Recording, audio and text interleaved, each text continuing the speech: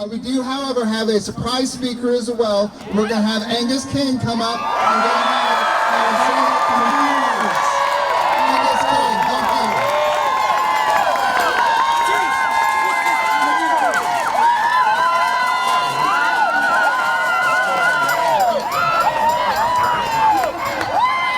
Hello, Portland! Are you fired up? Are you ready to stand up? Do you believe that the power of the people is more important and stronger than the people in power? Well, listen, we were voting last night till 2 a.m., and you're not going to believe this. I had an amendment. I don't usually talk about my amendments, but the amendment was no tax cuts for anybody making more than $1 billion a year. They voted it down.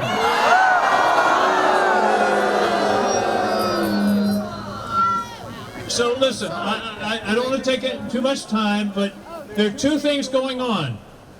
Some things that are really bad and some things that are really dangerous. The bad is Doge. They're firing people for no good reason. They're gutting Social Security.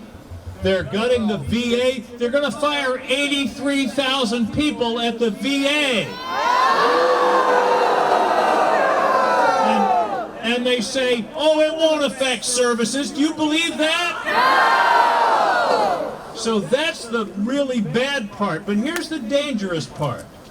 The dangerous part is this is the most serious assault on our Constitution in the history of this country.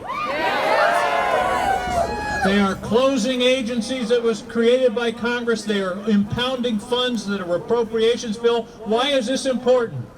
Old James Madison got it right. He said if you put the legislative power, the executive power, and the judicial power in the same set of hands, that's a perfect definition of tyranny.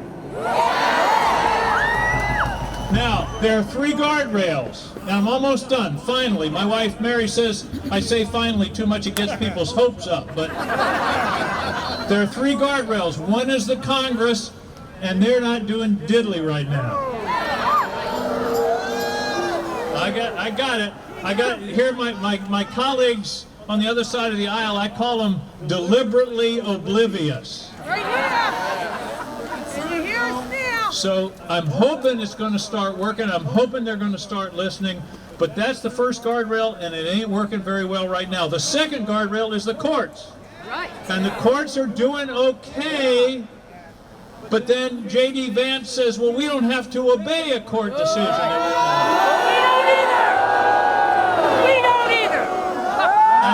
And the president the other night quoted Napoleon. What does that tell you?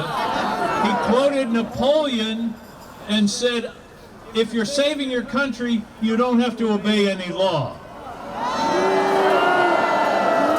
And by the way, one of the things they're doing is endangering national security. See, I told you that finally was a fake. But I've been working on armed services and intelligence for 12 years. What I've learned is, you know what our secret advantage in the world is? Allies. We've got them.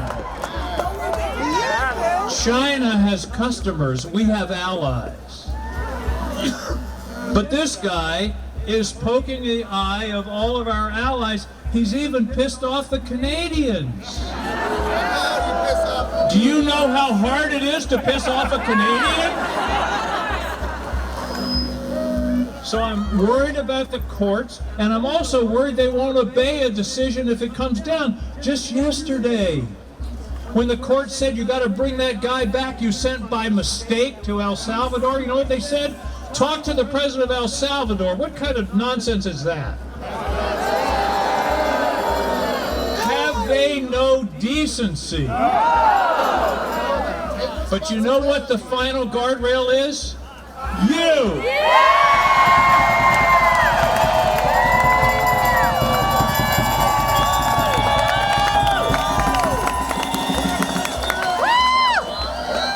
And something Some people say, do you have hope? Yes, I have hope. This is a great country with great people. And I'll go back to what I said at the beginning. The power of the people is stronger than the people in power. You've got it. We're going to use it.